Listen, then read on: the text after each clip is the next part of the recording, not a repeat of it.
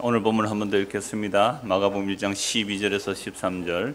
성령이 곧 예수를 광야로 몰아내신지라 광야에서 40일을 계시면서 사탄에게 시험을 받으시며 덜 짐승과 함께 계시니 천사들이 수종들더라. 지난주는 예수님께서 세례 요한의 세례를 받으신 것을 보았습니다. 죄인들은 세례 요한의 세례를 받아야 됩니다. 회개하라 천국이 가까이 왔노니라. 예수님이 천국이시기 때문에 예수님을 맞이하려면 회개를 해야 됩니다. 그런데 예수님은 죄가 없으신 분이에요. 성령으로 잉태되셨고 죄를 알지도 못하시는 분인데 왜 물로 세례를 받아야 됩니까? 죄인들과 연합되기 위하여. 그래서 로마서 6장에 보면 세례를 연합이라 그래요. 그러니까 정말로 물에 빠진 사람을 자기 힘으로 못 나오잖아요. 그러니까 바깥에서 들어가서 그 사람을 건져내야 되는 거 아닙니까? 그런데 물속에 있는 사람이 물속에 빠졌다는 생각도 못하고 살아가요. 이걸 죄라 그래요. 그럼 물속에 빠진 사람이 물속에 빠졌다면 살려주세요라고 할 거 아니에요. 그런데 살려주세요라고 말도 못하는 자가 허물과 죄로 죽은 우리의 모습이에요. 아담의 타락 이후로 모든 인간은 자기가 지금 물속에 빠져서 죽어 있는데도 죽은 줄을 모르고 살아가는 거예요. 이게 아랫물 속에 있다는 겁니다. 그러니까 당신 물에서 나와야 돼요. 당신 물에서 건진 받아야 돼요. 이 이야기를 못 알아듣는 거예요. 오히려 구원이라는 물속에서 구원받는 거 이런 거 생각하는 거죠. 야, 물고기 몇 마리 더 잡아야 되겠다. 그죠? 물고기 몇 마리 더 잡아야 되겠다. 그거 창고에 더 가둬 넣어둬야 되겠다. 여름에 잘 썩으면 소금으로 염장을 해서 안 썩도록 보관해야 되겠다. 하면 냉장고를 마련해서 아예 막 냉동실에 열어놔야 되겠다. 이런 생각만 하고 살았지 이 물속에서 빠져나와야 된다는 생각을 못하고 살아가는 것, 이걸 뭐라고요? 죄라고 그래요. 죄라고요. 하늘에 숨을 쉬어야 되는데, 하늘에 있는 생명수를 마셔야 되는데 그걸 인식도 의식도 안 하고 구하지도 않는 상태가 죄예요. 그러니까 회개하라 천국이 가까이 왔다 하니까 내가 무슨 죄 지었지? 이런 죄를 지었으니까 이걸 회개하면 하나님께서 나에게 이런저런 복을 주실 거야. 이거 회개 아닙니다. 그건 세상에서 더 잘 살아가려고 하는 몸짓에 불과해. 그 거짓이에요. 그러니까 이스라엘 백성들이 하나님 앞에 회개하는 척하지만 속은 아니었음이 다 드러나는 거거든요. 그러니까 회개 흉내 내지 말란 말이에요. 그러니까 우리가 이 세상에 살 때에 구원이 도대체 어떻게 일어나는가 성경이 우리에게 계시를 하고 있는데, 그래서 성경은 성령께서 우리에게 알려주지 않으면 모르게 돼 있어요. 그러니까 예수님께서 왜 물로 세례를 받으신다고요? 물에 빠져서 죽었는데 죽은 줄도 알지 못하는 자를 구원하려면 정말 죄가 없으신 분이 물속에서 함께 죽는 일 외에는 없는 거예요.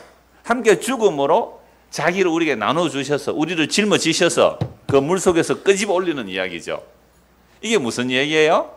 예수님께서 물로 세례를 받으시고 올라오실 때 성령이 임하시고 하늘이 열리는 거죠. 그래서 지난주에는 뭐가 열렸다 그랬어요? 하늘이 열리고. 방금 주사님 기도하실 때도 그 하늘이 열리는 거죠. 이 하늘이 안 열리면 그 사람은 여전히 물속에 살다가, 그죠? 물속에 껏 추구하다가 영원히 멸망받는 그 노아 시대의 모습과 똑같아요.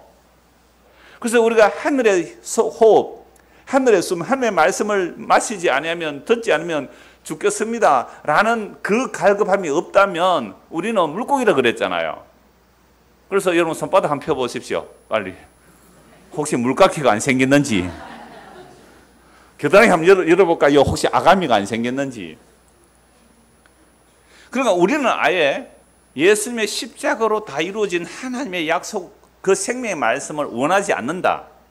이게 죄인 줄도 모르고 살아가는 우리들이란 말이에요. 그래서 예수님께서 여자 아래 오셨고 율법 아래 오신 것은 율법 아래 갇혀 죽은 우리들에게 자신을 주심으로 우리를 살려내시는 일이, 예수님께서 물로 세례를 받으시고 성령으로 세례를 받으시고 하늘이 갈라지는 사건임을 지난주 보았습니다.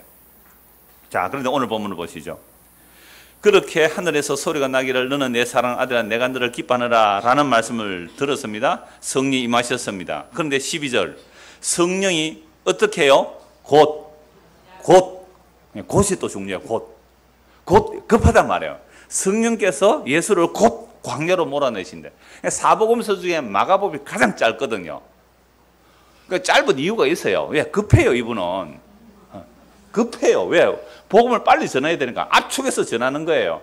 그래서 우리 모투이돌 선교회에서 북한으로 삐라를 보내는 게 있거든요. 그러니까 풍선에 헬륨가스를 넣어가지고 날리면 그게 가라앉아요. 그게 북한에 이제 전해지는데 바람이 남쪽에서 북쪽으로 불 때에 그걸 풍선을 넣어서 저 휴전 근방에서 날려보내. 지금도 하고 있거든요. 그게 풍선 요만한 종이에요. 요만한. 요만한데 펼치면 요만한데 마가복음이 다 기록돼요. 그 한 장에 앞뒤 마가복음이 다 기록돼요. 1장에서 16장까지. 그래서 그걸 바람 넣어가지고 북한은 날려보내면 그게 떨어지죠, 밑으로. 그럼 북한 사람이 그걸 주워서 보면 마가복음을 다 읽을 수 있어요. 그러니까 요한복음 내용이 많잖아요. 누가복음이 많잖아요. 그러니까 마가복음은요, 그렇게 해서 북한으로 날려보낼 때 있어요. 그럼 어떤 사람이 마가복음을 주워서 풍선 주워서 읽어보면 되잖아요, 그죠? 읽어볼 때에 복음도 계속 믿을 수 있는 거죠. 그 어떤 사람은 북한에서 라면 봉지 떠오른 거 보고 여기에다가 계란을 곁들여 먹으면 맛있습니다. 라면 봉지에. 그거 보고 나만은 잘 사는가 보다 싶어서 탈북한 사람도 있다 그래요. 그러니까 이런 삐라 그거 한 장, 그게 마가복음 기록에서 북한으로 날려보내고 있어요, 지금도. 그러니까 지금 마가는 급해요. 성령이 곧 어디로요? 예수를 광야로 몰아내신지라. 광야에서 40일을 계시면서 사탄에게 시험을 받으시며 덜 짐승과 함께 계시니 천사들이 수종돌더라. 평행구절인 그 마태, 마가, 누가복음을 보면요, 마태, 누가, 요한복음을 보면 이 성령이 예수를 광야로 몰아내셔서 시험 받으신 것을, 요거는 그냥 시험 받았는데 구체적으로 마태복음 세 가지를 말하고 있죠. 첫째가 뭐예요? 광야로 가서 40일 금식을 하세요. 금식하고 난 이후에 사탄이 유혹하죠. 돌로 떡을 만들어 먹어라. 예수님 어떻게 물리십니까? 사람이 떡으로 사는 것이 아니라 하나님의 말씀으로 산다고 물리시죠. 두 번째는요, 성령 꼭대기에서 뛰어내라. 이건 말씀을 인용해요. 마귀가 말씀 잘합니다. 그래서 시편을 인용해서 천사들이 너의 발을 부딪히지 않도록 보여줄 거다. 성령 꼭대기에서 뛰어내리라. 주 너의 하나님을 시험하지 말라고 또 말씀으로 물리쳐요. 세 번에는 세상 모든 영광을 보여주면서 네가 나에게 절하면 이 영광 줄게. 그러니까 세상 영광은 누가 준다 그래요? 마귀가 준대요. 예수님께서 주 너의 하나님만 경배하라. 마귀가 떠나가고 천사들이 수종들었다. 이렇게 돼 있는데 지금 마가는 마음이 어때요? 급해요. 그 세세히 다 말 안 해도 한 가지로 말하는 거죠. 예수님께서 광야로 가셔서 뭘 받으셨다? 시험을 받으셨다. 그런데 왜 성령 세례를 받으셨는데 이 성령께서 예수님을 광야로 어떻게 하셨다고요? 몰아내셨대요. 표현이 좀 이상하잖아요. 성령이 왜 예수님을 광야로 몰아내셨을까? 그죠? 왜 몰아내셨을까? 이걸 제가 성경 전체를 통해서 오늘 말씀을 보려고 하거든요. 여러분, 예수님을 믿고서 곱게, 편안하게, 좋게 천국 가면 안 됩니까? 아니, 우리가 예수를 믿었어요. 그러면 좋게 천국 가면 안 돼요. 여러분, 애굽에서 이스라엘 백성들이 애굽 땅이 살기가 좋아요? 가나안 땅이 살기가 좋아요? 애굽 땅이 살기 좋아요. 그래서 가나안 땅에 흉년이 들면 어디로 가요? 사람들이 애굽으로 내려가. 아브라함이 애굽으로 내려간다니까요. 그러면 애굽 땅 그 비옥한 삼각주 강 하류는 땅이 비옥합니다. 그러니까 그 애굽의 그 강변에서 살면 좋잖아요. 그런데 왜 그곳에서 약속의 땅으로 오르느냐 말이에요. 약속의 땅은 이거 천수답이에요. 비가 오면 농사되고 비 안 오면 농사가 안 되는 땅이란 말이에요. 그럼 왜 하나님께서 애굽에서 그냥 바로왕 물리쳐버리고 하나님의 전능한 능력으로, 그죠? 전능한 10가지 재앙 퍼붓는 하나님께서 애굽 못 물리치겠어요? 그럼 애굽에서 잘 먹고 잘 살고 큰 나라 만들면 더 좋을 텐데 왜 애굽에서 나와야 돼요? 나와서 왜 광야로 넣어야 되느냐 말이에요. 왜 약속의 땅에 들어가야 되느냐 말이죠. 이게 다 하나님의 계시예요. 누구를 보여주는? 예수 그리스도를 보여주는, 그리고 성도가 이 땅에서 어떻게 살아가는지를 보여주는 계시의 내용이란 말이죠. 그래서 성령께서 누구를 몰아내세요? 예수를 광야로 몰아내세요. 광야로. 이 광야로 왜 몰아내실까? 그래서 야곱이 왜 광야로 갔는지, 이스라엘이 왜 광야로 가야 되는지 두 곳을 이제 말씀을 찾아보겠습니다. 창세기 28장 한번 보십시오. 창세기 28장입니다.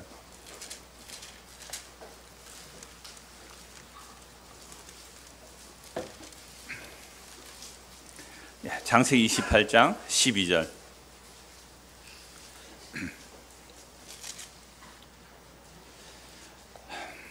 10절부터 보겠습니다. 야곱이 브엘세바에서 떠나 하란으로 향하여 가더니, 야곱이 브엘세바에서 떠나 하란으로 왜 갑니까? 우리 중고등학생들 알아요? 성경 읽었으니까 좀 알겠죠? 왜 야곱이 브엘세바를 떠나 하란으로 갑니까? 야곱이 형님에게 팥죽이라고 표현하기에 그냥 죽이에요. 불구죽전 죽인데 죽 한 그릇 팔아서 장작권을 사요. 그리고 아버지가 늙어서 돌아가실 다 되니까 리브가하고 이 야곱은 리브가는 엄마 리브가는 쌍둥이 에서와 야곱인데 야곱을 더 사랑하고 아버지 이상은 에서를 더 사랑했어요. 근데 엄마가 아버지 돌아가실 때 다 되니까 아버지의 축복을 야곱이 받도록 그렇게 속여요. 그러니까 형의 장자권을 받았고 가로챘고 죽 한 그릇으로, 물론 형 에서는 장자권을 우습게 여긴 잘못은 했어요. 야곱이 형의 장자를 가로채고 아버지의 축복을 속여서 받아버렸죠.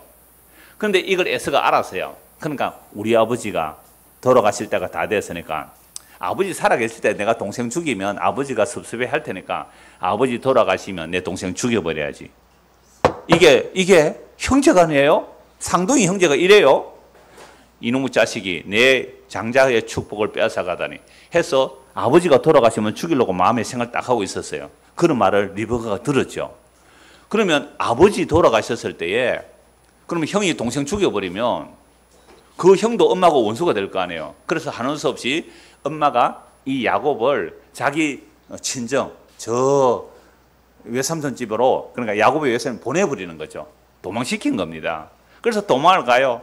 그래서 야곱이 브엘세바에서 떠나 하란으로 향하여 가는 중간에 한 곳에 이르러는 해가 진지라. 거기서 유숙하려고 그곳에 한 돌을 가져다가 베개를 삼고 거기 누워 자더니, 이게 어디예요? 들판, 빈들, 광야죠. 돌베개를 베고 잡니다. 근데 기도했어요? 기도도 안 해서 그냥 골아떠 잤어요. 도망가다가 그냥 길에서 광야에서 돌베개를 베고 자는데 꿈에 뭔가 보여요. 구약시대는 하나님께서 이렇게 계시를 주셨어요. 뭐 요즘도 꿈에 뭐 봤다 이거는 다 개꿈이니까 그거 믿지 마시고, 구약에는 이렇게 하나님께서 계시를 보여주셨어요. 꿈에 본적 사닥다리가 땅 위에 서 있는데 그 꼭대기가 하늘에 닿았고, 또 본적 하나님의 사자들이 그 위에서 오르락내리락 하고, 또 본적 여호와께서 그 위에 서서 이르시되 나는 여호와니 너희의 조부 아브라함의 하나님이요 이삭의 하나님이라. 네가 누워있는 땅을 내가 너와 네 자손에게 주리니 네 자손이 땅의 티끌같이 되어 네가 서쪽과 동쪽과 북쪽과 남쪽으로 퍼져나갈지며 땅의 모든 족속이 너와 네 자손으로 말미암아 복을 받으리라. 내가 너와 함께 있어 네가 어디로 가든지 너를 지키며 너를 이끌어 이 땅으로 돌아오게 할지라. 내가 네게 허락한 것을 다 이루기까지 너를 떠나지 아니하리라 하신지라. 여러분, 야곱이 형을 속이고 아버지를 속이고 도망가는데 꿈속에서 하나님의 계시를 받아요. 쿨쿨 자요. 광야 빈들에서 돌베베고 자는데 하나님이 나타나서, 야 이놈아, 너는 왜 내 약속 못 믿고 형을 속이고 그렇게 거짓말하고 가니? 책망해요 안 해요? 안 해요. 왜 안 할까요? 왜 안 할까요? 여러분, 야곱의 이름이 사기꾼이라는 뜻입니다. 원래 사기꾼인 줄 알고 하나님이 찾아오신 거예요. 그러면서 하나님께서 뭐라고 말씀하면, 너희 할아버지 아브라함에게 너 아버지 이삭에게 내가 약속했는데 그 약속을 너에게 이루겠다. 그리고 그 약속은 이 땅을 주겠다고 했으니까, 너희 후손을 통해 이 땅을 주겠으니까, 지금 야곱은요 나이가 76세예요. 70세가 넘은 할아버지가 다 됐는데 장가도 아직 못 갔어요. 그리고 도망가는 중이란 말이에요. 그런 야곱이 하나님의 약속을 받아요. 그래서 내가 너를 떠나지 않겠고 내가 너와 함께 하겠고 내 약속을 다 이루기까지 결코 너를 떠나지 아니하리라. 자, 이제는 야곱의 인생이 어떻게 풀릴까요? 앞으로 여러분, 전능하신 하나님이 여러분들과 함께 해주시겠대요. 하나님의 약속을 이루기까지 떠나지 않겠대요. 이 약속을 이루기까지 내가 너와 함께 하겠다. 중고등학생들 뭐예요? 하나님이 우리와 함께 하신다? 하나님이 우리와 함께 하신다. 크게 시작. 임마누엘. 임마누엘 해주겠다는 거예요. 내가 너와 함께, 내 약속을 이룰 때까지 나는 너를 떠나지 않고 내가 너와 함께 하겠다. 여러분, 대통령이 내 편이 되면 좋아요 안 좋아요? 근데 자칫 잘못하면 감옥에도 갈 수 있으니까 조심을 하시고, 하여튼 착하고 바른 대통령이 나와 함께 하는 건 좋은 거예요. 옛날에 왕이 나와 함께 하는 것도 얼마나 대단한 권력이 있겠어요. 더더구나 천지를 창조하신 하나님이 야곱과 함께 하시고, 내가 내 약속을 너에게 이루기까지 내가 너를 떠나지 않고 너를 지켜줄게 라고 했단 말이에요. 여러분, 그렇다면 야곱의 인생이 앞으로 어떻게 풀릴까요? 무슨 일을 만나든지 만사형통하리라. 무슨 일을 만나든지 만사형통하리라. 그렇게 풀릴 것 같죠, 우리 생각에는. 그런데 맞아요, 만사형통해요. 그런데 야곱의 뜻은 만사불통이 되고 하나님의 뜻은 만사형통이 이루어지는 거예요. 이게 이제 힘드는 광야의 길이라 이 말입니다. 여러분, 예수를 믿었으면 내 뜻이 뭔가 술술 잘 풀릴 줄 알았죠. 교회 다니면, 정성을 바치면 내 뜻이 잘 풀릴 줄 알았죠. 예, 해야죠. 절에 왜 가요, 사람들이? 정성을 왜 바쳐요? 불공을 왜 드려요? 교회 와서 왜 정성을 바쳐요? 성당에서 왜 바쳐요? 포기했어요. 포기했어, 이제는. 해봤자 안 되더라. 아예 그러니 내 힘으로 살지. 그래서 제가 영화 본 얘기 전에 한번 얘기했잖아요. 막 배가 파선이 되었어요. 정말 배에서 빠져나오기 위해서 얼마나 힘든지 몰라요. 공기 좀 남으면 거기에 대해서 숨 좀 쉬고 겨우 문 열고 나가는데 또 얼음이 닥치는 거예요. 하다가 이렇게 말해요. 하나님, 이제는 안 도와주시도 되니 방해는 하지 마세요. 하나님, 이제는 안 도와줘도 되니 방해는 하지 마세요. 포기했어요, 이제는. 우리가 그런 사람들이에요. 그러니까 만사 형통이 아니라 만사 불통이 야곱에게 일어나는 겁니다. 몰라요, 야곱은. 그런데요, 야곱이 그 하나님의 계시를 받고 이렇게 고백을 해요. 16절 보세요. 16절, 17절 같이 읽읍시다. 16, 시작. 야곱이 잠이 깨어 이르되 여호와께서 과연 여기 계시거늘 내가 알지 못하였도다. 이에 두려워하여 이르되 두렵도다. 이곳이요, 이것은 다름 아닌 하나님의 집이요, 이는 하늘의 문이로다. 하나님의 집이고 하늘의 문이에요. 어디가요? 광야, 빈들, 형을 속이고 아버지를 속이고 도망가다가 그냥 돌베개에 베고 골아 떨어져 누워 잤는데 그곳에 누가 오셔요? 하나님 오시니까 그곳이 뭐가 돼요? 하나님의 집이고 하늘의 문이 열린 거죠. 그러니까 하늘의 문이 열리는 것은요, 내가 훌륭하게 의를 차곡차곡 쌓아서 괜찮았을 때 하늘의 문이 쫙 열리는 거 아닙니다. 도망갈 때, 사기치고 도망갈 때, 완전히 망했을 때, 길바닥에 돌 베고 잘 때에 놀랍게도 하나님이 일방적으로 찾아오세요. 내가 너에게 약속을 이루겠다고. 그게 하나님의 집 베델. 그 이름이 원래 루스였는데 이름을 바꿔버려요. 베델, 하나님의 집이라고.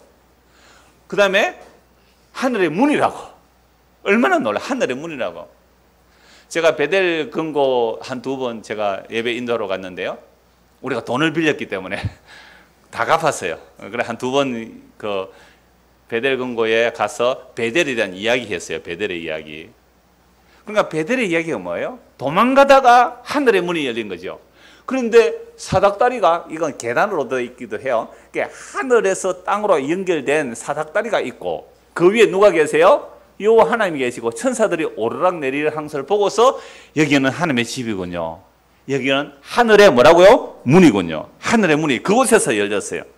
그래서 그곳 이름을 베델이라 하였더라. 이성의 옛 이름을 루스더라. 야곱이 서운하여 이르되 하나님이 나와 함께 계셔서 내가 가는 이 길에서 나를 지키시고 먹을 떡과 입을 옷을 주시고 내가 평안히 아버지 집으로 돌아가게 하시오면, 여러분 이거 하나님이 해준다 했어요? 안 해준다 했어요?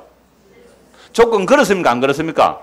안 걸었죠. 조건 안 걸고 내가 너와 함께하고 반드시 내 약속 이룰 테니까 이곳으로 돌아올 거야. 이 땅 너에게 주고 너의 씨가 이 땅을 차지할 거야 라고 하나님 일방적으로 약속을 해 주셨어요. 그러면 야곱이 믿음이 있다면 어떻게 하면 돼요? 아멘! 아멘 하고 가면 돼요. 근데 이게 뭔가 찝찝해. 진짜 이거 이루어줄까? 믿음이 없는 거예요. 믿음이 없으니까 뭘 하는 거예요?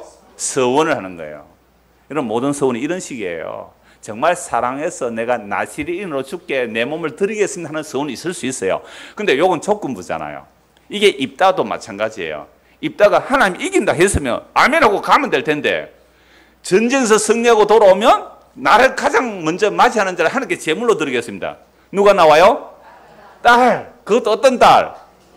무남동녀. 하나밖에 없는 딸. 그래 엉터리 서원으로 입다의 딸이 희생당하는 거예요. 조건을 거는 거죠. 야곱이 하나님 지켜주시고 보호해주시고 먹을 거 입을 거 주시고 여기 돌아오게 하시면 내가 뭐 하게 된다고요? 이 돌에 성전을 지어드리고 11조 드릴게요. 성경에는 그거 지킨 약속이 없어요. 그러니까 야곱 믿음 아직 없는 거예요. 야곱이 아직 믿음이 없어요. 무슨 믿음이 없어요? 하나님의 약속을 하나님께서 이루어내실 믿음이 없는 거예요. 그러니까 야곱은 하나님이 나와 함께 해주시니까 나를 복을 주시고 내가 세상에 성공하게 될까, 이런 꿈을 가지고 있단 말이에요. 그러니까 하나님께서는 야곱을 통하여 하나님의 약속을 이루어내시는데, 이 하나님의 계시를 받고 나서 야곱의 인생이 어떻게 됩니까? 야곱의 인생이 만사 형통해요? 아니에요. 만사 불통이 시작이 됩니다. 외삼촌 집에 갑니다. 라헬이 너무 예뻤어요. 레아가 언니고 라헬이 동생인데, 라헬이 예쁘니까 외삼촌이 딱 눈치를 챘죠. 네가 7년 동안 나에게 이제 머슴살이 하는 거죠. 머슴살이, 종살이를 하면 이 라헬을 너에게 아내로 줄마.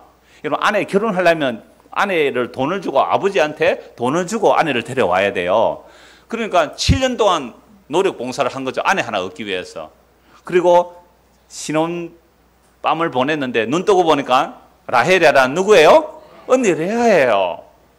외삼촌 왜 속였습니까? 아, 우리나라 풍습에 동생이 먼저 시집가는 법이 없다고.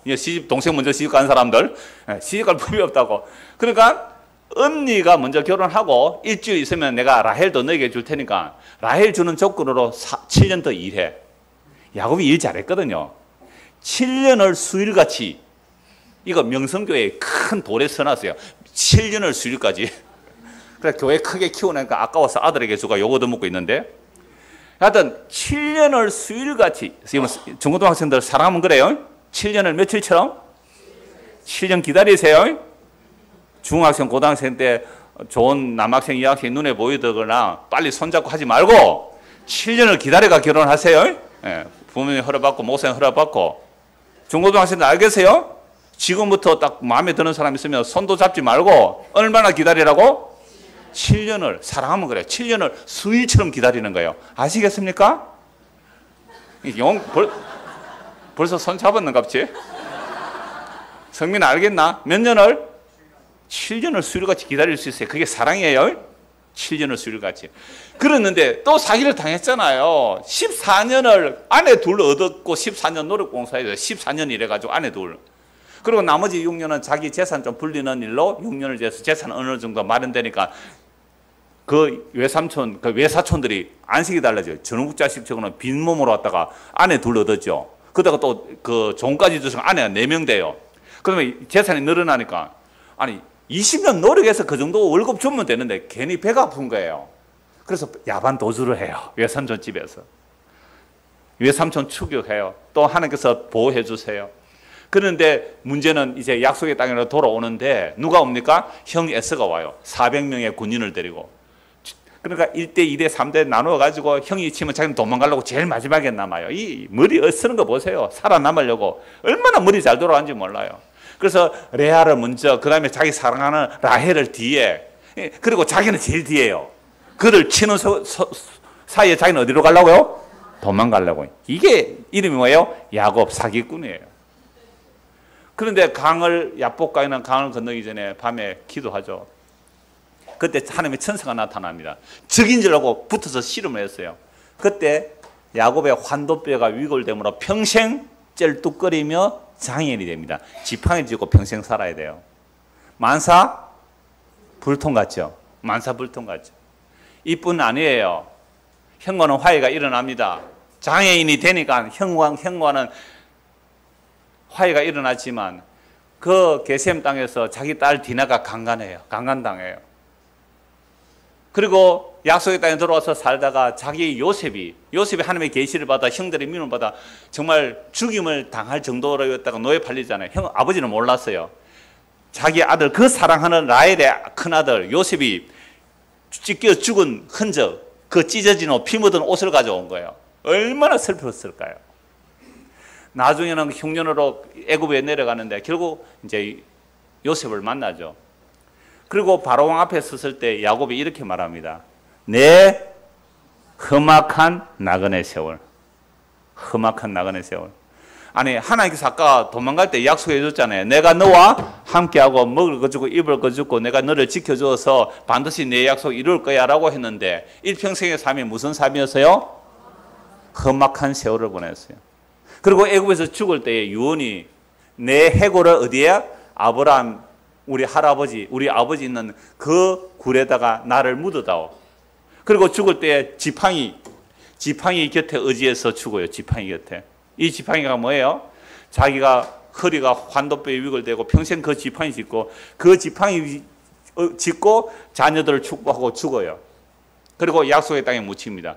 이 약속의 땅에 묻힌 게 뭐예요? 하나님의 약속 안에 들어갔다. 그래서 예수님의 십자가의 완성으로 보면 이 야곱이 예수 믿고 죽었다 이렇게 되는 거죠. 예수 믿고 죽었다. 아니 구약 사람인데 어떻게 예수 믿고 죽어요? 요한복음 1장 보십시오. 신약 성경 요한복음 1장입니다.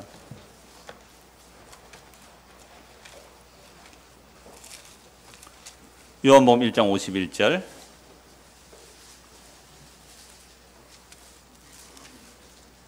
요한복음 1장 51절 같이 읽읍시다. 시작. 요 이르시되 진실로 진실로 너에게 이르노니 하늘이 열리고 하나님의 사자들이 인자 위로 오르락 내리락 하는 것을 보리라 하시니라. 지금 하늘과 땅에 연결된 그 사닥다리를 야곱이 봤어요. 야곱이 예수님 오시기 전에, 예수님 무려 2000년 전에, 약 2000년 전에 그 야곱이 하늘의 사닥다리를 봤단 말이에요. 근데 그 하늘의 사닥다리로 천사들이 오르락 내리락 했는데 그 사닥다리를 예수님은 뭐라고 말씀해요? 자기 자신이래요. 자기 자신. 내가 하늘의 사닥다리라는 겁니다. 인자 위로, 나 위로 하늘이 열린다 이 말이에요. 하늘과 땅이 연결되는 다리는 나다. 나 외에는 길이 없다. 그래서 예수님이 길이요 진리요 생명이라는 것을 예수님 자신이 말씀하세요. 이거 누구 보고 말하는 거예요? 나다나엘 보고 말하거든요. 나다나엘은 구약의 마지막 남은 자예요. 구약에서 남은 자들이 예수를 믿게 되는데 그 남은 자 중에 한 사람이 나다나엘이란 말이죠. 그래서 빌립이 나다나엘에 가서 이렇게 말하죠. 야, 우리가 메시아 만났다. 구약의 선지자들이 예언한 그 메시아를 만났다. 그런데 출신이 어디고? 출신이 저 창원이라고. 에이, 창원에서 무슨 선한 것이 나오겠나? 이런 식으로 갈릴리 나사렛이라 그런가? 갈릴리 나사렛에서 무슨 선한 것이 나오겠느냐? 에이, 그럼 한번 와봐라. 일단은 와봐라. 해서 나다나엘이 예수님께 딱 가는데 예수님께서 나다나엘 보고 뭐라고 말해요? 네 안에는 너는 참 이스라엘 사람이다. 네 속에는 간사한 것이 없다. 네 속에는 진짜 메시아를 기다렸구나. 이건 그리스도의 영이 아니면 불가능하거든요. 그리스도의 영이 임하여 간사한 것이 없이 메시아를 기다렸어요. 여러분 간사함 없이 메시아를 기다렸다. 여러분 예수님 제рем하면 여러분들 상 큰 거 받고 싶어요? 작은 거 받고 싶어요? 큰 거 받고 싶죠. 간사한 거예요. 예수님 자체가 상이고 예수님 자체가 선물인데 예수님 제쳐 두고 다른 상 노린다고요? 그걸 뭐라 그래요? 간사한 거예요. 그래서 구약의 메시아를 기다리는 사람들이 간사했어요. 다 간사했어요. 율법 왜 지켰어요? 율법 왜 하나도 빈틈없이 지켰어요? 나 메시아 오면 큰 자리 차지하려고. 너 간사해. 너 간사해. 근데 나다나엘에게는 뭐가 없었어요? 간사함이 없었대요. 아니 당신이 날 압니까? 당신이 날 압니까? 네가 무화과 나무 아래 앉아 있을 때 내가 너를 봤다. 이 나무 새구리 있는데 나무 옆에 있는 사람들 잘 들으세요? 네가 종려나무도 있고 종려나무 밑에 있을 때 내가 너를 봤다. 이래 예수님이. 당신은 하나님의 아들이고 이스라엘 임금입니다. 왜요? 종려나무 밑에 무화과 나무 아래서 뭘 생각했을까요? 간사함 없이 메시아를 기다리는 사람이에요. 간사함 없이. 그럼 만약에 무화과 나무 아래서 옛날 애인 생각하고 있었으면 어찌 됐을까요? 뭐 그것도 해결할 수 있어요. 왜? 사마리아 우물가의 여인, 네 남편 데려오느냐? 남편 없습니다. 없다는 말이 맞다. 5 남편도 네 남편 아니고 6번째 남편도 네 남편 아니네. 당신은 선지자입니다. 이렇게 될 수는 있어요. 무화과 나무 아래 정말 메시아를 기다려 그 나다나엘을 보고 네 속에 간사한 것이 없다. 너는 참 이스라엘이다. 당신은 하나님의 아들입니다. 이스라엘 임금입니다. 그래. 내가 너를 무화과 나무 아래 앉아 있는 것을 봤다고 한 요 말을 네가 믿었느냐? 예, 믿습니다. 그렇다면 장차 네가 더 큰 일을 볼 것인데 나 위로 뭐가요? 천사들이 오르락 내리락 하는 것을 볼 거야. 이거 뭐요? 야곱이 꿈에 본 사닥다리가 바로 나야. 나. 이게 성경 모든 내용이 다 이렇게 연결돼요. 성경 모든 내용이 다 이렇게 돼요. 그런데 보세요. 야곱이 어디 가다가 하늘 사닥다리 만나요? 광야에서 도망가다가 착한 거 한 짓 없어요. 하나님 일방적으로 나타나 하늘의 계시를 보여주고 하늘 문을 열었어요. 누구 보여준 거예요? 예수님을. 구약시대는 그림자로 보여줬지만 이게 시간을 빼버리면 이 야곱이 그리스도의 영이 임하여 사닥다리 본 거죠. 사닥다리. 그게 시간 빼버리면 누구 본 거예요?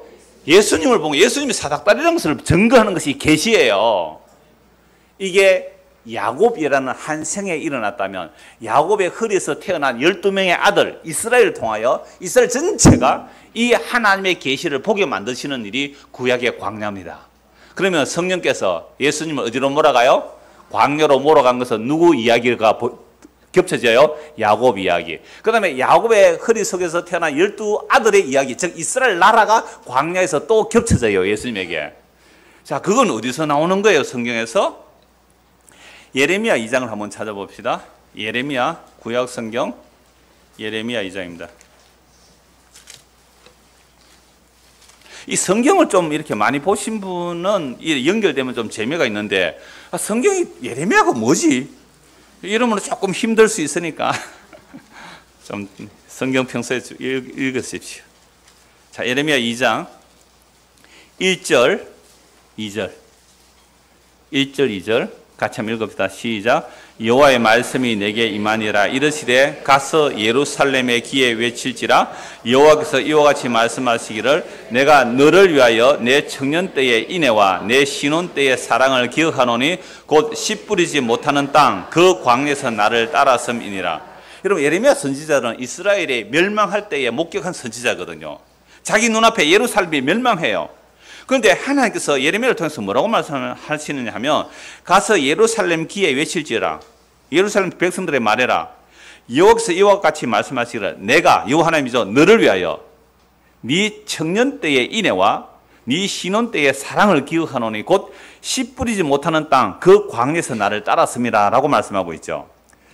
여러분, 제가 극동방송 설교하는데 마태복음이 마쳤어요. 한 3년 넘게 마태복음 마치고 지금 예레미야를 하고 있는데, 제가 지난주에 예레미야 녹음하고 오면서 이게 탁 눈에 들어오는 거예요. 이거 2013년도 5년 전에 설교한 내용인데 광야에서 이게 오늘 말씀과 연결돼서 오늘 이 말씀을 드리는 거예요. 자, 나라가 완전 망합니다. 이스라엘 나라가 망하는 즈음에 하나님께서 예루살렘의 귀에 외치기를, 선지자가 외치기를 뭐라고요? 내가 너를 위하여 언제 때를 기억한다고요? 네 청년 때의 인애와 네 신혼 때의 사랑을 기억하노니. 그럼 이스라엘 백성들이 하나님하고 연애해서 결혼할 때가 언제예요? 광야. 어디서? 시내산에서. 시내산에서 결혼식 한 거예요. 하나님이 왕이 돼서 이스라엘 백성이 되는 관계로 말할 수 있지만 하나님이 남편이 되시고 이스라엘이 뭐가 돼요? 신부가 되는 거예요. 결혼식을 어디서 했다고요? 광야. 시내산에서 결혼식을 했단 말이에요. 그러니까 내가 결혼식 할 때 그때 네가 나를 따라온 건 내가 기억한다 이렇게 말해요. 그러면 예레미야를 통하여 예루살렘이 완전히 망해요. 망함에도 불구하고 하나님이 뭘 기억하고 있어요?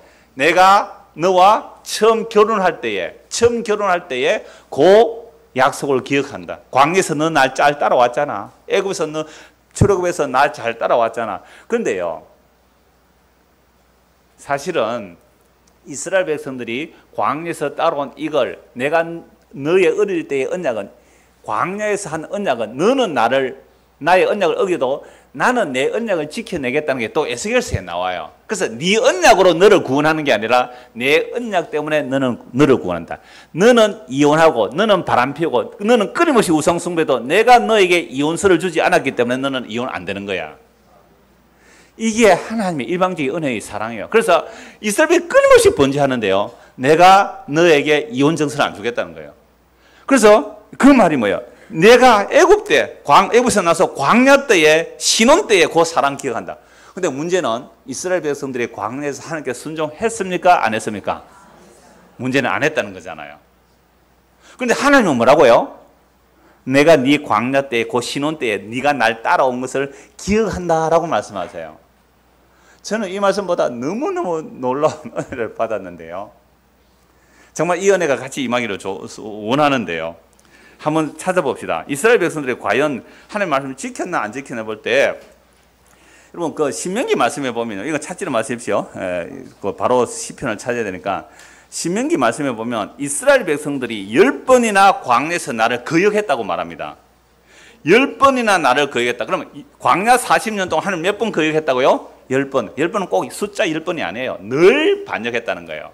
그럼 40년 만에 10번이면 4년에 한 번 반역한 거네요. 양호하죠? 아니에요. 늘 거역했어요. 10번이라는 것은 완전하다는 의미로 봐야 돼요. 항상 거역했어요. 항상. 드러난 사건으로 뭐 10번이나 할 수 있을지 모르지만 속에서 부글부글 끓은 거예요. 길이 안 좋은데, 길이 안 좋은데, 맨날 만나고 아침도 만나, 저녁도 만나, 저녁도 만나고, 길이 안 좋은데, 물도 없는데, 맨날 이렇게 원망하고 살았거든요. 그래, 늘 원망했다는 게 시편에 나와요. 시편 78편 한번 보십시다. 시편 78편.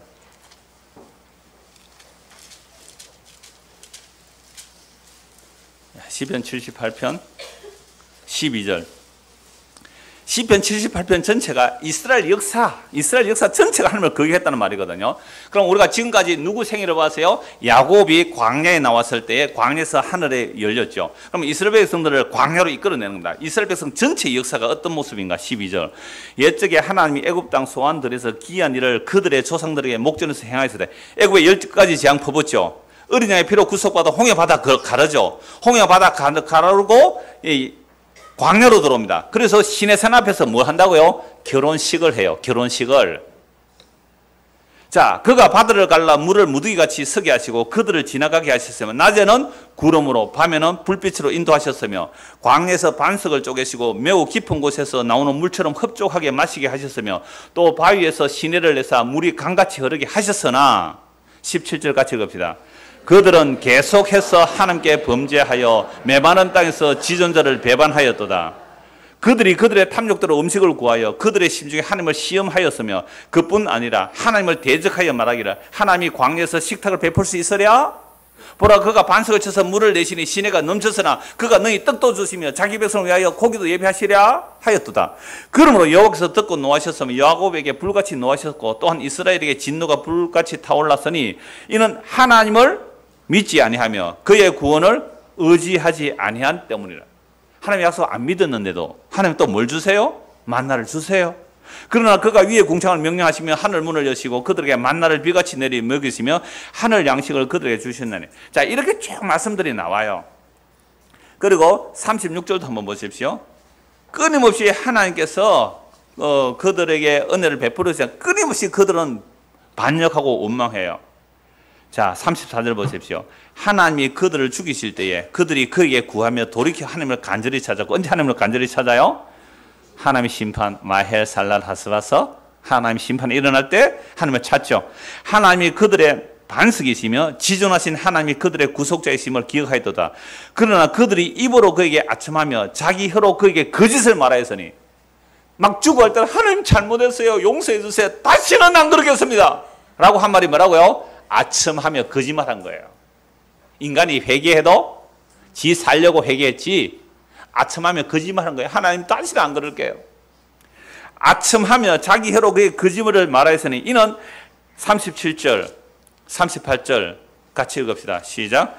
이는 하나님께 향하는 그들의 마음이 정함이 없으며 그의 언약에 성실하지 아니하였음이로다. 오직 하나님은 긍휼하심으로 죄악을 덮어주시어 멸망시키지 아니하시고 그의 진노를 여러 번 돌이키시며 그의 모든 분을 다 쏟아내지 아니하셨으니 39절까지요. 그들은 육체이며 가고 다시 돌아오지 못하는 바람임을 기억하셨습니다. 자, 지금 에레미야 2장 1절 2절 읽을 때에 하나님은 애굽의 광야 신혼 때에 내가 너의 뭘요? 인애는 언약적 사랑이라고 그랬죠. 내가 인애를 기억하고 너희가 나를 따라온 그 신혼 때를 기억해서 내가 너희를 완전히 망하지 않게 하겠다. 이게 예레미야를 통해서 주신 말씀이거든요. 근데 우리가 시편 78편을 찾아보니까 이스라엘 백성들이 광야에서 단 한순간에도 하나님께 순종한 적이 있어요? 없어요? 없어요. 막 죽어나갈 때 하나님 잘못했어요 회개하는 것도 뭐라고요? 아첨하고 거짓말이었다 그랬어요. 왜? 돌아서면 또 원망하니까. 그런데 왜 이들을 하나님께서 에레미야를 통하여 내 신혼 때 너가 날 잘 따라온 거 기억하고 완전히 망하지 않겠다 해주는 거예요. 그 이유가 이거예요. 너희는 나에게 회개해도 거짓말했다. 회개도 거짓말로 했단 말이에요. 회개도. 이는 하나님께 향하는 그들의 마음에 뭐가 없어요? 정함이 없어요. 우리 하나님 언약 언제 정함이 있어요? 신실했어요? 그의 언약에 성실하지 아니했습니다. 그러면 다 심판받아야 되잖아요. 그런데 왜 용서해 주세요? 오직 하나님은 긍휼하심으로 죄악을 덮어주시어 멸망시키지 아니하시고 그의 진노를 여러 번 돌이키시며 그의 모든 분을 다 쏟아내지 아니하셨으니 그들은 육체이며 바사르, 몰락하는 인간, 연약한 인간을 아시죠? 야곱임을 아시는 거예요. 사기꾼인 줄 아세요. 우리가 사기꾼을 아시고 오세요. 우리가 지혜인 줄 아시고 오세요. 하나님의 원수임을 알고 오세요. 연약함을 알고 오세요. 그래서 십자가가 하나님의 사랑의 확정을 가지고 우리에게 찾아오시는 거예요. 이게 광야에서 이스라엘 백성들이 배우는 거예요. 우리는 40년 동안 하나님께 죄만 지었습니다. 우리는 늘 바람 피웠습니다. 우리는 늘 간음했습니다.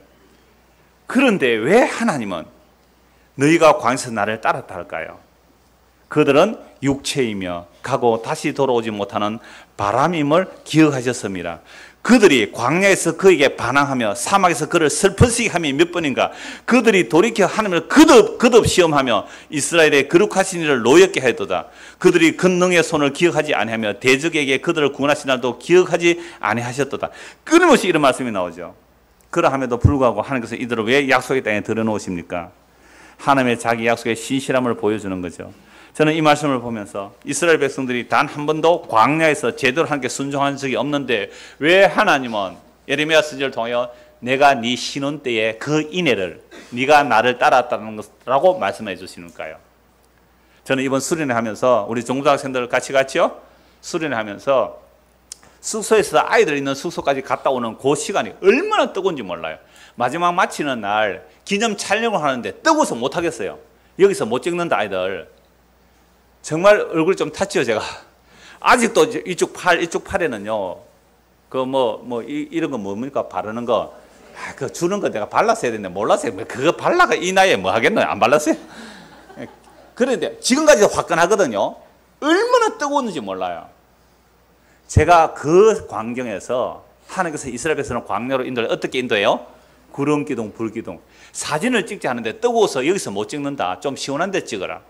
그러니까 틈만 나면 어디로 도망가요? 그늘 밑으로 가더라고요. 제가 그늘 밑으로. 뭐 애들은 별로 안 그럽디다만 정말. 근데 어떤 애는요, 누구 딸은 이래요. 사진 찍으라면 내가 밀었다니까. 누구 딸인지 내가 말은 안 하겠어요. 밀었어요. 뜨거워 죽겠는데 그 사진 찍으러 서라니까. 수영할 때는 잘 놀았거든요. 그런데 사진 이러고 내가 밀어서 사진 찍었어요. 내가 누구라고 말은 안 하겠지만. 그러니까 알고 있어요, 지금 엄마는. 아니, 제가 그 뜨거운 햇빛 아래서 진짜 한두 시간 아니거든요. 잠시 왔다 갔다 했는데 얼마나 뜨거운지 그늘을 자동으로 찾았어요. 광야, 그때보다 더 뜨겁습니다. 알겠어요? 광야 더 뜨거워요. 그러니까 낮에는 뭐가 가요? 구름기둥. 구름기둥 벗어나면 어떻게 돼요? 벗어나면 태양에 말라 죽는 거예요. 할 수 없이 어디로 가야 돼요? 구름기둥 안으로 가야 돼요. 가고 싶어서 간 게 아니라 살려면 어쩔 수 없이 가는 거예요. 아시겠어요? 밤에는 어디로요? 불기둥. 떠나면 광야에서 추워서 얼어 죽어요. 밤에. 낮에는 더우니까 구름기둥으로 가요. 아니면 하나님께서 억지로 가게 해놓고는 뭐라고 말한다고요? 내가 네 신혼 때에 나를 따라온 건 내가 기억한다. 여러분, 예수 믿는 것이 십자가 죽는 길입니다. 자기를 부인하는 길이에요. 내 뜻은 만사불통이 되고 하나님의 뜻이 나에게 이루어지는 겁니다. 여러분, 이런 예수 진짜 믿고 따라갈 수 있겠습니까? 이렇게 전도하는데 교회 오시겠습니까? 계속 오시겠어요? 내 뜻은 만사불통이에요. 하나님 뜻이 이루어져요. 완전히 망해요. 광야의 길을 가요. 광야는 사람 없습니다. 양식 없습니다. 물 없습니다. 이곳으로 왜 인도해요? 억지로라도 구름기둥, 불기둥, 그 성령 인도로 보면 돼요. 그 성령께서 우리를 그 길로 인도하는 거예요. 가고 싶어 가는 길 아니에요. 누가 죽으러 가요, 스스로. 누가 죽는 길로 가요. 살고 싶지. 누가 일부러 가난한 자의 길로 가요. 어떻게 마음이 낮춰져요, 우리가. 하면서 광야로 내몰아버려요. 구름기둥 벗어나면 죽을 수밖에 없는 광야길로 내몰아버려요. 어쩔 수 없이 살려고 구름기둥 밑으로 갔는데 하나님께서 뭐라고 말씀하세요? 네 신혼 때에 그 인애를 내가 기억하노라. 여러분, 가고 싶어서 가는 길 없어요. 십자가 울며 불며 끌려가는 거예요. 그런데 어쩔 수 없이 그 길로 갔는데 주께서는 내가 네 신혼 때에 그 인애를 내가 기억하노라. 하나님의 사랑이 어떠한지 아시겠어요? 그래서 우리에게는 광야의 삶이 늘 일어납니다. 광야의 삶이 늘 일어나요. 남편이 아내에게, 아내가 남편에게 가시가 될 수 있어요. 부모가 자식이 부모에게 가시가 될 수 있어요. 왜 그렇게 인도해요, 하나님께서? 신명기 8장 보겠습니다. 신명기 8장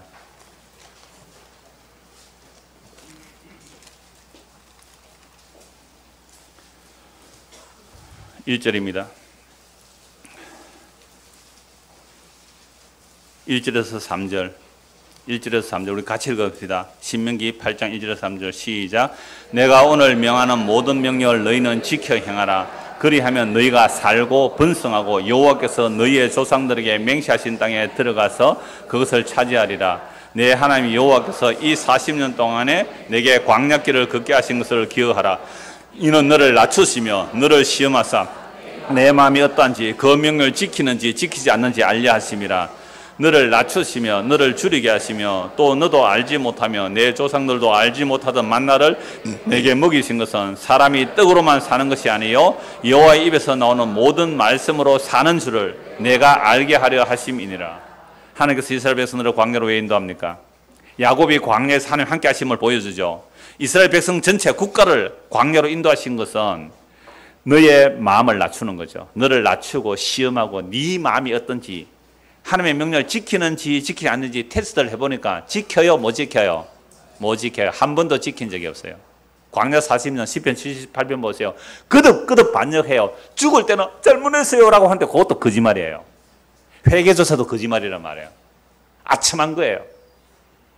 그런 자들임을 알게 하시는 거예요. 알게. 그래서 우리를 낮추시고 줄이게 하시고 알지도 못한 만나를 먹었고 구름기둥 불기둥으로 인도하신 이유가 뭐예요? 사람이 떡으로만 사는 것이 아니라 하나님의 입에서 나오는 모든 말씀으로 사는 것을 알게 하려고 광야로 보내요. 여러분 오늘 저와 여러분이 광야의 길을 걷고 있는 분이 계세요? 혹 사업이 망했습니까? 혹 병이 들었습니까? 믿던 사람이 배신을 했습니까? 아무도 없습니까 주변에? 성령께서 곧 광야로 내몰아가시며 성도는 광야로 내몰립니다.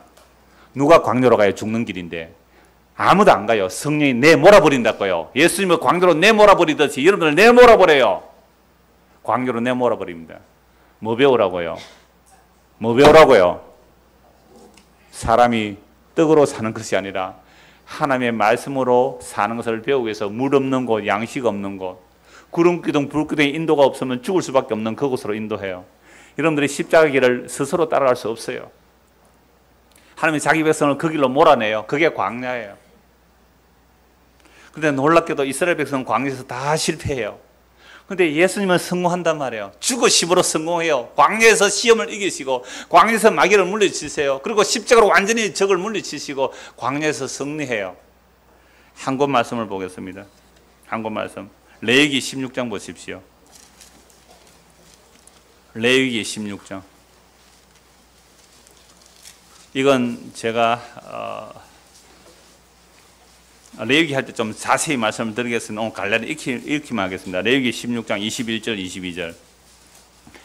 레위기 16장 21절 22절 시작. 아론은 그의 두 손으로 살아있는 염소의 머리에 안수하여 이스라엘의 자손의 모든 불의와 그 범한 모든 죄를 아뢰고 그 죄를 염소의 머리에 두어 미리 정한 사람에게 맡겨 광야로 보낼지니 염소가 그들의 모든 불의를 지고 접근하기 어려운 땅에 이르거든 그는 그 염소를 광야에 놓을지니라.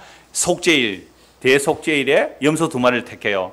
한 마리는 피를 죽여서 피를 속죄소에 뿌리고요. 한 마리의 머리에는 제사장이 안수를 해요. 이스라엘 모든 죄를 그 염소에 덮어 씌우는 겁니다. 그리고 그 염소를 어디로 끌고 가요? 광야로 보낼지니. 광야에 가서 죽으라 이 말입니다. 여러분 이스라엘의 죄를 대신 짊어지고 광야로 가서 어떻게 해요? 염소 한 마리를 죽으도록 광야에 내버려버려요. 성령께서 어디로 내요? 광야로 내버려버려요. 죽는 길이잖아요.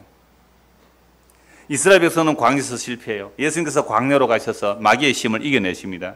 마귀의 힘을 이겨내셨을 때에 오늘 본문 보십시오. 마가복음 1장 13절 12절 성령이 어디로요? 예수를 광야로 몰아요. 이 말씀을 하기 위해서 야곱이 광야로, 이스라엘 백성들이 광야로, 그죠? 그리고 레위기에서 속죄하는 양이 광야로 내몰리는 거죠. 광야로 성령이 몰아내세요. 광야에서 40일을 계시면서 왜 40일이에요? 이스라엘 백성들 40년 광야에 있었잖아요. 그 이스라엘 백성 실패한 그 40년을 40일로 계산하시며 40일로 계시면서 사탄에게 시험을 받으시나 사탄을 이기셨죠. 덜 짐승과 함께 계시니, 여러분 사나운 덜 짐승이 예수님과 함께 살았다 이 말이죠. 함께 계시니 사나운 짐승들이 평화의 짐승들이 되는 거죠. 이게 이사야 11장의 예언이에요. 사자와 어린 양 함께 뛰놀아요. 그 나라는 다시는 해함과 상함이 없어요. 약하고 강한 차별이 없어요. 이게 이사야 11장에 나오는 그림 언어예요. 예수 그리스도 오셔서 메시아 오셔서 이루실 참된 평화의 나라. 높낮음이 없어요. 높낮음이 해함과 상함이 없어요. 해침이 없어요. 이게 예수께서 이루시는 짐승들과 함께 계시니 천사들이 수종을 들고 있는 겁니다. 이거 이사야 선지자가 다 예언을 해놨어요. 그래서 메시아가 오시면 이 일을 이뤄내시는데, 정말 오늘 저와 여러분이 예수를 믿는다면 우리 안에 차별이 없어야 돼요. 높고 낮음이 없단 말이에요. 잘나고 못남이 없는 거예요. 이게 메시아가 이루시는 일이에요. 그래서 정말 내가 그리스도의 성령이 임하게 되면 내가 어떤 자임을 알죠. 근데 그건 광야 아니면 못 배워요. 복음을 듣는 대부분의 사람들이 광야를 경험합니다. 광야를. 그 광야에서 진짜 그리스도를 만나는 거예요. 그리스도가 광야로 가셔서 죽으심으로 우리의 죄를 증거하셔서 우리의 죄를 짊어져 죽으심으로 우리에게 성령을 보내주시고, 그리고 성도를 오늘도 성령은 우리를 광야로 몰아내시는 거예요. 광야는 사람이 없습니다. 외롭습니다. 먹을 것도 없습니다. 마실 것도 없습니다. 어떻게 살아야 하는지 염려가 되는 방향으로 몰아내십니다. 그런 곳에서 온갖 시험을 다 받습니다. 그런 광야에서 우리가 무엇을 배웁니까? 사람이 떡으로만 사는 것이 아니라 하나님의 말씀으로 사는 것을 배우는 겁니다. 예수 그리스도를 배우는 겁니다. 이런 사람들은 이 땅에서 외국인과 나그네로 살아갑니다. 이것은 우리가 원해서 가는 길이 아닙니다. 누가 십자가 죽으러 스스로 갈 수 있겠어요? 주께서 자기 백성을 이렇게 인도하시는 것을 구약을 통해 다 보여주셨습니다. 구약을 완성하신 그리스도께서 우리 안에 오셔서 우리도 지금 광야로 몰아내고 계시는 거죠. 그래서 제가 지난주 아까 말씀드렸지만 학생회 수련회 때 중고등부 학생들에게 교사들이 먼저 분반 공부를 하고 또 제가 말씀을 전하고 제가 한 3시간 했습니다. 그렇게 학생들의 복음을 심어준다는 것이 정말 인간으로 불가능함을 확인했습니다. 목이 터져라 외치는데 이렇게 하면서 막 예은아 이쪽으로 봐라. 누구야 이렇게 보라 라고 했는데, 참 목사가 고함을 지르니까 마지 못해 들어주는 척을 했지 다르게 받지를 않았어요. 우리 안에 하늘 두기를 마음에 실은 걸 알아요. 제가 아이들에게 전하면서 정말 복음이 사람의 능력으로 안 전해지는 것을 알았습니다. 알고 있었지만 확인을 당했어요. 그런데 이사야 7장이 제가 굉장히 위로가 되었거든요. 아서 왕에게 하나님께서 징조를 구하라. 지금 아람 군대와 북이스라엘 쳐들어오는데 징조를 구하라. 하나님께서 표적을 보여주고 너를 이기게 해주겠다. 나는 표적 안 구할게요. 안 구하는 이유가 뭐예요? 믿음이 없어서 안 구해요. 이런 상황에서 어떻게 하나님 우리를 구원합니까? 하나님도 못해요. 믿음 없은 아하스에게 하나님께서 이사야 선을 통해 이렇게 말씀하시죠. 그래 내가 너에게 친히 징조를 보여줄지니 처녀가 잉태하여 아들을 낳을 것이니 그 이름을 임마누엘이라 하리라. 그래서 이사야 선지자 수련의 주제가 이거였어요. 우리 중고등부 학생 같이 합시다. 시작. 마헬 살랄 하스바스를 통하여 스알 야숲 하시고 임마누엘 하신다. 하나님의 심판을 통하여 남은 자를 돌아오게 하시고 그들 위에 하나님이 함께 하신다. 그러므로 성도는 이 땅에서 반드시 뭘 당해요? 광야를 만나요. 광야를 만나요. 아무것도 없어요. 그게 마헬 살랄 하스바스예요. 심판을 통하여. 근데 그 광야에서 남은 자가 나오는 거죠. 광야에서 남은 자가 나와요. 광야에서 남은 자의 특징은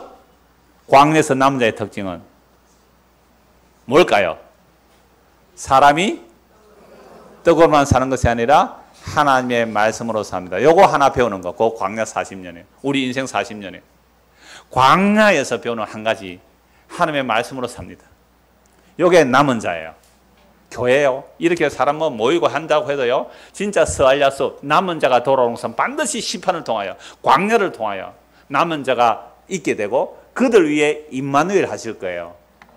이 은혜가 저와 여러분의 임하기를 소원합니다. 하나님 아버지, 우리는 세상에서 형통하고 성공하기를 원합니다. 그런데 이스라엘 역사 전체가 하나님은 광야로 내모십니다. 예수님을 광야로 내몰아 버립니다. 실패한 이스라엘의 죄를 예수님께서 대신 짊어지시고 오늘 우리에게 성령을 부어주셨습니다. 그렇다면 우리도 광야의 길을 가게 됩니다.